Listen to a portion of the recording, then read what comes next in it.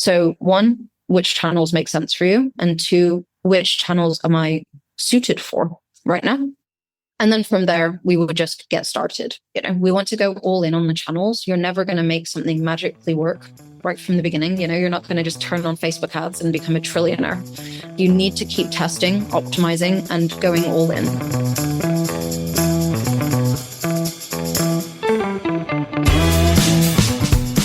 Welcome to the Agents of Change, the podcast experience you've been waiting for your entire marketing career. Search, social, mobile, AI, blockchain, and neuromarketing.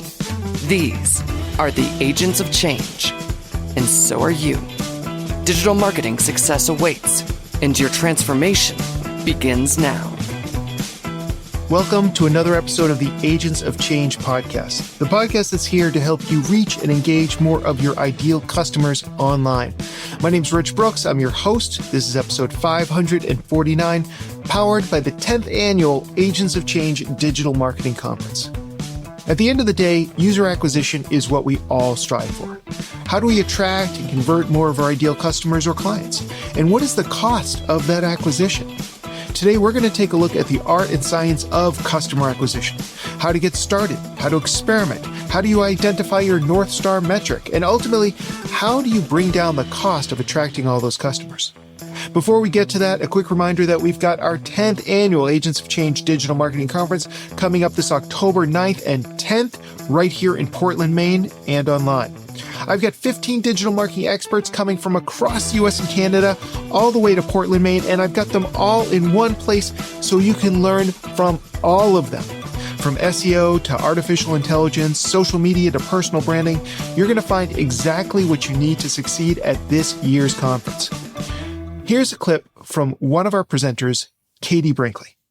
Hi, everyone. I am Katie Brinkley, and I can't wait to see you at the Agents of Change conference this October. I hope you come to my session because it's all about posting less on social media.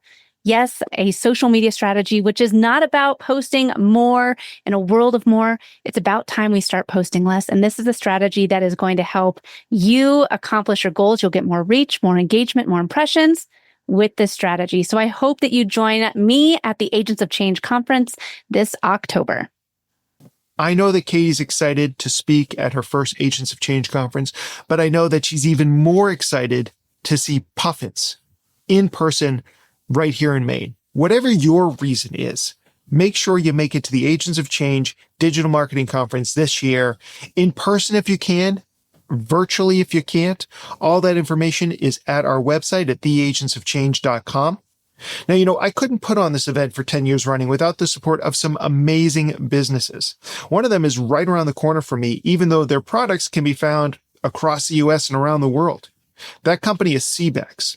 Now, you may know that Seabags totes, bags, and all their accessories are handcrafted from recycled sailcloth and finished with American-made rope and thread to create sustainably sourced, coveted items.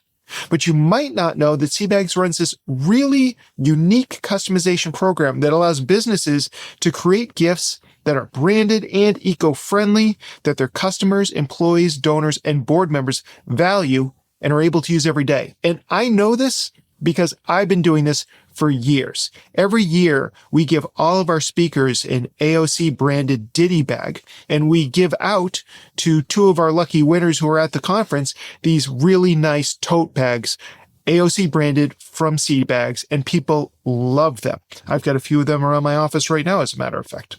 By partnering with Seabags, both public and nonprofit organizations can commit to sustainable fundraising and gifting practices that align with eco-friendly, USA-made products that employ people right here around the corner from me, locally in Maine, and throughout the New England communities. If you want to learn more about custom gifting and fundraising programs for your business or nonprofit, visit seabags.com/partners. Oh, and here's a fun fact.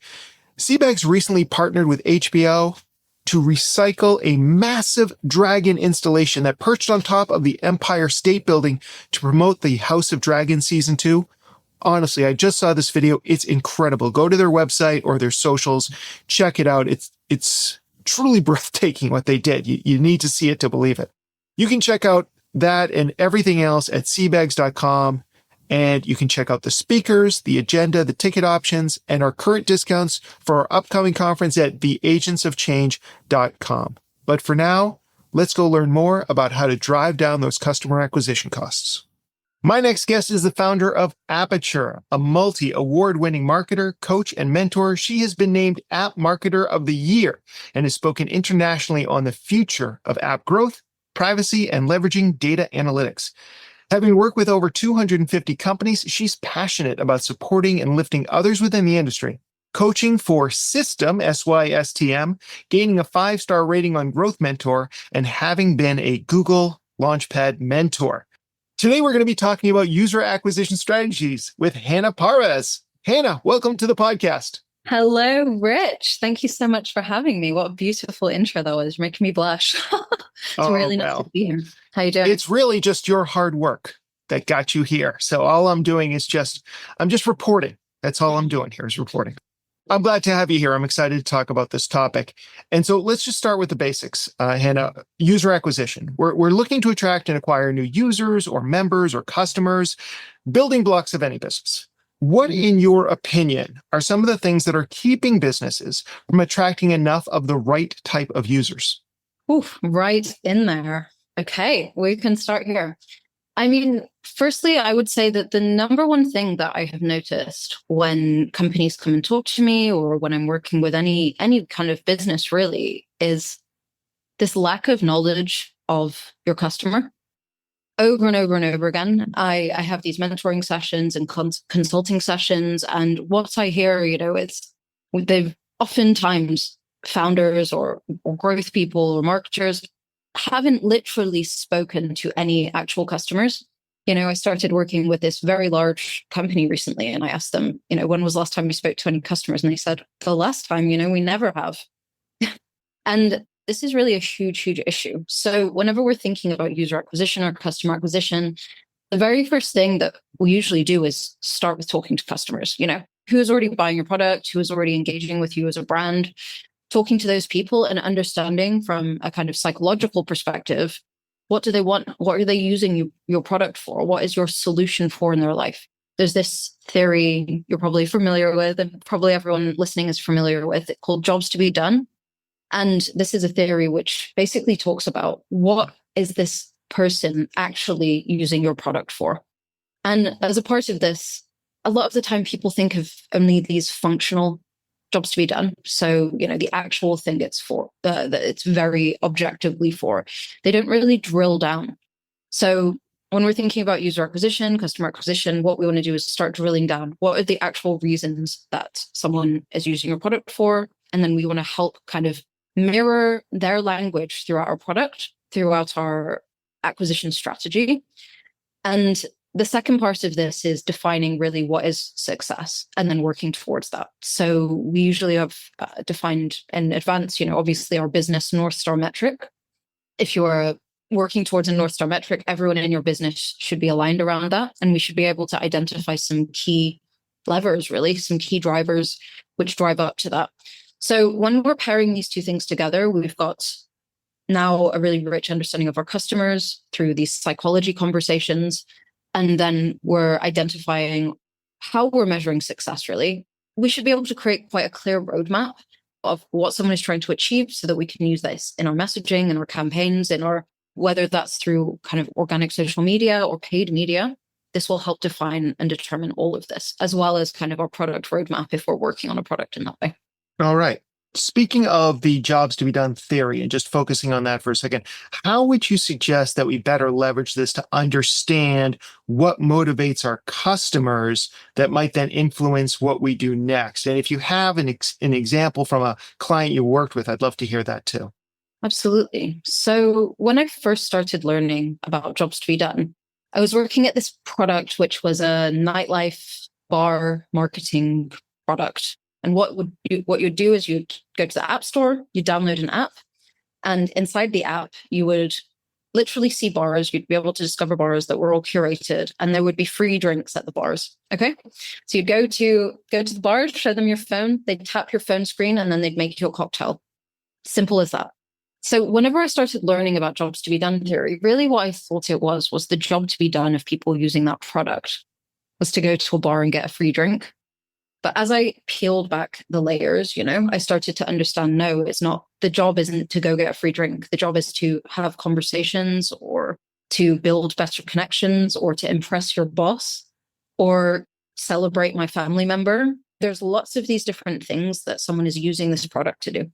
And within that product specifically, we found out the way in which the product worked was that, as a bar, you could say, my free drinks are only available Tuesdays and Wednesdays at 6 till 8 p.m., But we started to see that there was a lot of people using the product on a Friday night, Saturday night, when there was no drinks available. And we started talking to our customers. Okay, why do you keep opening the app on a Friday when there's no drinks available? That's not what the product's for. And what they started to then tell us was, I'm actually using it to figure out a bar to go to. I'm not trying to find this free drink. I'm just trying to discover a place to go. I'm trying to see what's near me. And so this actually then unlocked something for us. It went even further. We actually rebuilt the product around this and rebranded the product. And the first page now, when you launch that, is a map of what's closest to you, because that was a huge use case. And then that meant that we were able to then bring on bars and curate places to go that weren't giving away a free drink, but were fulfilling that other user need. So that's the kind of way that can help us with customer acquisition. And then that is a really good product to actually talk about in this way, because it had a really brilliant growth loop. If I'm going to a bar with you, Rich, and you see me getting my phone out and getting a free drink, you probably want a free drink too, right? Probably, yes. Yeah. You're not going to be like, nah, not for me. So what we did then was we built in a referral system. So if I referred you, we both got an extra free drink that night, Yes. And so we had this inherent growth loop, which really lent into all of that. It's about experiencing this with people. It wasn't very common that people were going and using this product on their own. I just want to go get a free drink on my own. It's a socialization tool. And so we built that in as a part of all the conversations. And again, that all comes back to actually talking to your customers, because you built the app, or somebody built the app for a specific purpose, but the customer base is like, that's not exactly how I'm using it. And I'm actually using it this way. So always a good idea to check in with those customers and start to understand why they do the things that they do. Exactly. Now, with customer acquisition comes the idea of customer acquisition costs. And I've discovered over the past 27 years or so that most businesses have absolutely no idea what it costs to attract a customer. They're not tracking this. So when you're working with clients, how do you determine what a business should be willing to spend to attract a new customer or user? It's a really good question. And so, for every single business, that number will be different. That should be obvious. And the way in which we should be thinking about it is, what is the lifetime value of our customer? And the way in which we're calculating this, let's say you're a supplement brand and you're on a subscription, okay? And your subscription costs, I'm just using really simple numbers here, but your subscription costs $50 a month, okay? So maybe you're retained for 6 months and then you churn. We've got 50, 50, 50, 50, 50. That's $300 that we're getting from that one customer because they're on a subscription. And so actually, even if we're paying $299 and we're getting 300 back, we're making a profit here. So what we want to do is look at what is the lifetime value of our customers. And for different products, it will be different. You'll be able to calculate that in a different way. If you're like that supplement brand, you just want to add up every single month that someone is an active subscriber.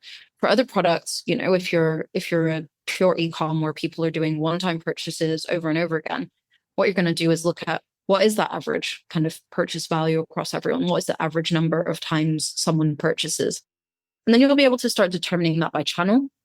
From Meta ads, from Instagram and Facebook ads, someone will be spending on average this kind of amount over their lifetime. On Google, it will be this much. On TikTok, it's this much. And this will help us then determine, okay, on Meta, we've actually got an average lifetime value of $550.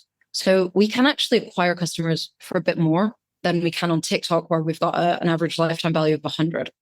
So this is how we're kind of usually going to calculate this. With I work with some subscription apps, and most of the time with subscription apps, what they're doing is pushing for annual recurring revenue instead. So they're billing annually. Like whenever you open an app and you see this paywall and you've got monthly, one price, annual, one price, usually what kind of conversion that is, it's about 4 months to 1 year, roughly.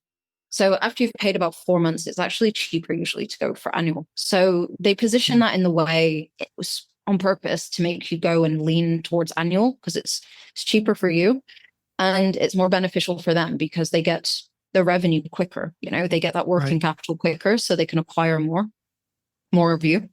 And then from there, we would look at how many years is someone retained for. Maybe we have a 50% attrition year on year. So year one, we've got 100% of people. Year two, it's 50. Year three, it's 25%. So we're kind of looking at we're looking at cohorts in that way, really, as well.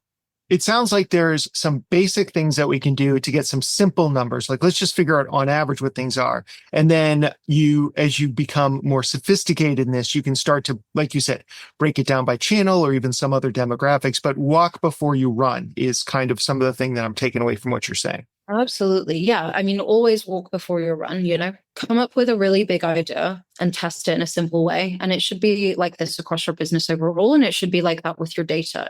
Don't get bogged down in trying to calculate everything under the sun before you've even got the basics in there. And this is a very common problem. People won't let themselves even start sometimes because they want to have everything completed, this kind of waterfall of everything, and what we find to be better is release often and release smaller. So, and that goes down to data as well. Get your SDKs in there first before you've done all of your event mapping. Check that that's working. Check that that's firing, with Google Analytics or with Amplitude or with Mixpanel or whichever tools you're using to track Triple Whale. And then once you're happy it's in there, it's firing, then map your events. Map the things that you're trying to track them, for example. So just do it all in a phased approach. And similarly, with your lifetime value, calculate overall first, and then start drilling into different channels or different cohorts or different ages, because very quickly, as you've got big data sets, you can get very granular with that data too. So yeah, always start small. Get started really is the main point of it. Start somewhere and optimize from there. All right. Nice segue into the next question, because if we feel like we're not attracting enough users, what are some of the first steps that we might take to right the ship? What do you do first when you're working with a client, excluding you actually should talk to your clients or customers? Yeah, well, first, if we are struggling with this acquisition side of things, I would be looking at what kind of business do I have? There's really only a few different ways that you're really going to be able to scale your business in a true kind of digital way. That might be paid ads. That might be SEO, content and inbound. That might be sales and partnerships. That could be influencers. That could be virality. And so what we want to do first is look at which of these channels, which of these lanes is most relevant for us. Paid ads might not be the right answer for a really high ticket B2B business, or those initial, for those full conversions, because there will be a long consideration period, there'll be a long window, but paid ads will be really good for a drinks brand that's e-com only, because someone will see that, they'll be attracted by it, they'll see someone posting about it online, and then they'll make a quick decision. It's not going to break the bank usually to buy that product. So first, we look at the channels, and what we have to know is we don't get to choose our channels choose us. We don't get to decide that B2B sales works for us. It just either does or it doesn't. So that's part one. Part two are, what skills do we have internally within our business that we can leverage within these channels? So there might be 2 channels or 3 that might make a lot of sense for us, but actually I'm a content writer and I've never run paid ads in my life. So actually content and SEO would make more sense for us as a business right now if those are our 2 options. So 1, which channels make sense for you? And 2, which channels am I suited for right now? And then from there, we would just get started. We want to go all in on the channels. You're never going to make something magically work right from the beginning. You're not going to just turn on Facebook ads and become a trillionaire. You need to keep testing, optimizing, and going all in. Water only boils at 100 degrees.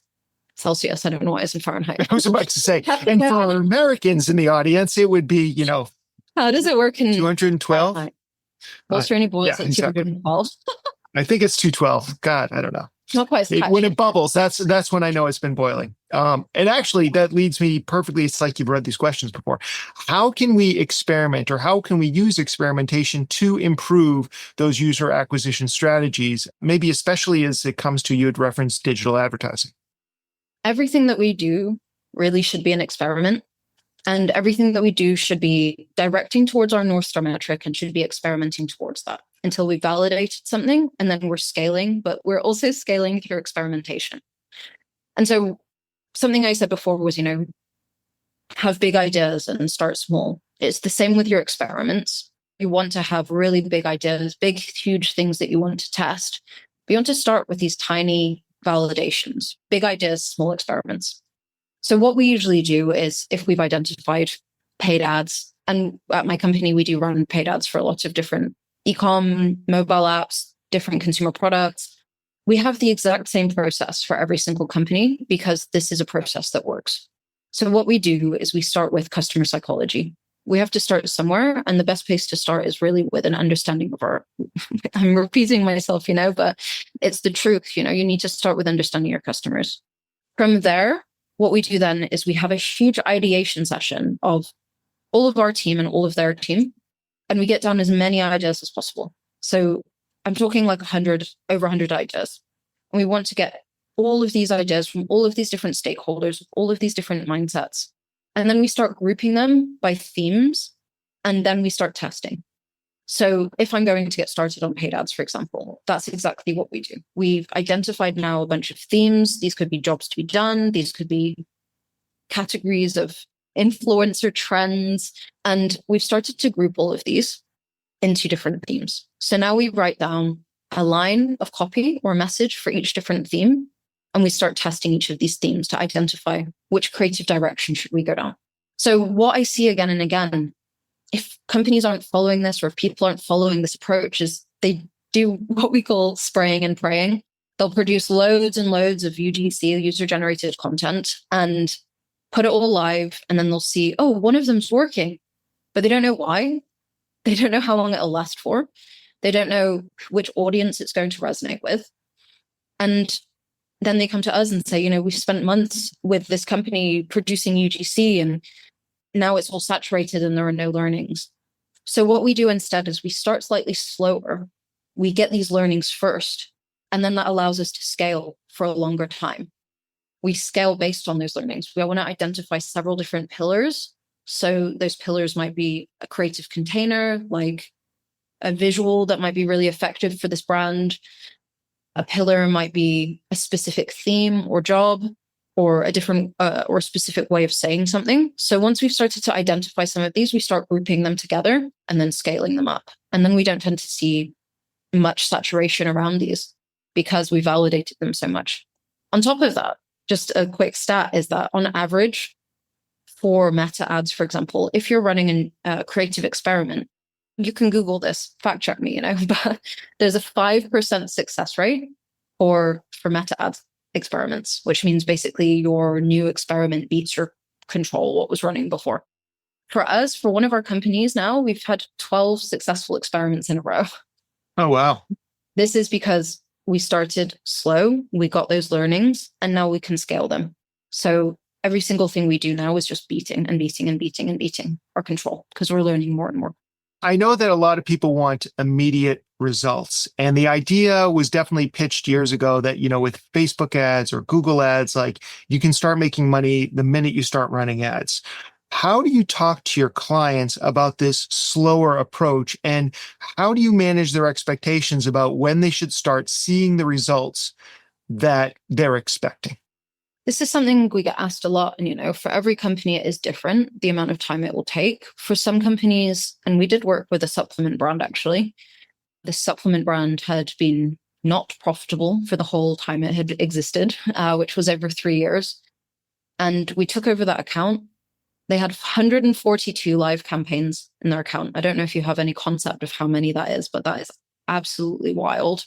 And we reduced that down to 3. And within 3 months, we were profitable. That wasn't the only thing we did. We didn't just reduce down to 3 campaigns. We restructured everything. We created a new creative strategy. But within 3 months, that was a profitable business after 3 years. And a lot of the time, companies come to us because that is what they had been doing. They had been creating 142 different campaigns, targeting all of these different people with a couple of different messages, and they'd seen it hadn't been working. And so we have this structured approach, which we've proven again and again is very successful. So by now, there isn't as much convincing to do with it. But what we do is we are very transparent about it. We take everyone through a deck. We send them podcasts and collateral about it. We show them lots of examples. We show them how these creatives iterate to make sure that they have a really clear understanding of what's about to happen as well. We explain that usually months 1 and 2 are testing months. This is messaging test 1, messaging test 2. We do design tests. Then, based on the messages that have been successful, we want to validate, does this message still work with different designs? And then from there, we go into UGC, higher investment creatives. We go into landing page tests. We go into building specific flows also inside the product, whether that's inside your mobile app or a landing page flow, which is on your website. So we just talk them through all of this, really. One of the key things is that you just want to remain transparent. Every single week we get together with our companies, we have a meeting, we have a live dashboard as well that we build for everyone so that everyone can keep track. They can see their performance in real time. We're not trying to hide anything, because we know it works. Right. So you had mentioned a few times about this North Star metric. We might call it a key performance indicator. How do you determine what that North Star metric or KPI is? I'm sure it depends, but what does the process look like there? So your North Star metric is going to be a metric in your business that aligns everyone. And what this is not a metric which is revenue or something like this. It's something that has to represent your customer and your business interests. And so when we're talking about these and we're in e-com, it's not just going to be something like number of sales. That would be a very important metric, but maybe how are we retaining customers? What about the number of sales from retained customers? You can always get lots of new sales from a million different people one time. How are we retaining those people? Similarly with just to go back to subscription apps, we've been speaking about those a little bit. Something very common for a subscription app or even a subscription product would be including a cadence in there. Let's say there's a meditation app. Your usage of your customers' usage is really important in there. So are they using it? Are they meditating? So we would want something about the cadence, like weekly. We would want that they're meditating, weekly meditators, but then we also want this revenue generating event in there to represent our business needs. So we would have weekly subscribing meditators, for example, weekly subscribed meditators. When we think about Meta, do you know their North Star metric? Time spent on site, I would guess. Their North Star metric is daily active users. Okay. So that's a really good example of this cadence action person. So the way they monetize is through advertising revenue. So they don't need to have a subscription in there because just you being active on those platforms is making them money. So they have daily active users. They've got over 3 billion, I think, daily active users, which is absolutely insane. And it's a crazy number to think about. When we think about Airbnb, they have their North Star metric is nights booked. It's not bookings made, because you might make a 1-day booking and I might make a 40-day booking. And if it was just bookings, they would be evenly weighted. So their North Star metric is nights booked. And so this is representing, me as a customer. I'm booking nights. I'm successful here. And it's also representing what they want, which is more revenue. There's another company called Bloom and Wild, which is a flower delivery company. They do these letterbox flowers. They're so beautiful. They have incredible marketing as well. Not one of my companies. And they post you or someone would post you letterbox flowers. Their North Star metric is flowers delivered, flowers received. because it's not about the sales. It's making sure that these flowers have actually been delivered and received by the customers. So this then covers this whole process of the delivery, making sure that that is a part of the experience as well. Because a lot of the time, if companies are just saying revenue, new customers, a lot of this kind of experience gets lost. You get too centered on conversion and not on retention. And this can be a big problem for growth overall.